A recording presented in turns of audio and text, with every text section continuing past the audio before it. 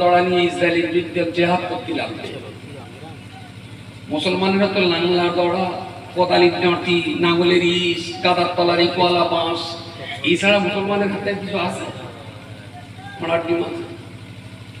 ইসরায়েলের কাছ থেকে অন্তত একটা শিক্ষাটা নিন যে তারা লেখাপড়া শিখেছিল বলে মাত্র ৮০ লক্ষ ইহুদি পৃথিবীর ৯.৫ কোটি মানুষের ঘুম হারাম করে দিচ্ছে। লেখাপড়া লেখাপড়া লেখাপড়া। ওরা ওদের ৭ বছরের বাচ্চা অ্যান্ড্রয়েড সেট আপ করতে পারে, আর আমাদের ৮ বছরের বাচ্চা তেরঙ্গা গালে দিয়ে সেলাই কাজ করতে বসে। পার্থক্যটা কোন জায়গায় বোঝা যাচ্ছে? ওদের ১৬ বছরের বাচ্চা সেনাবাহিনী ট্রেনিং দিয়ে অটোমেটিক্যালি কামান চালাতে পারে, আর আমাদের ১৬ বছরের ছেলে মাশাআল্লাহ জাযাকাল্লাহ দৈনিক ২২টা করে সে করার টাকা দিতে পারে।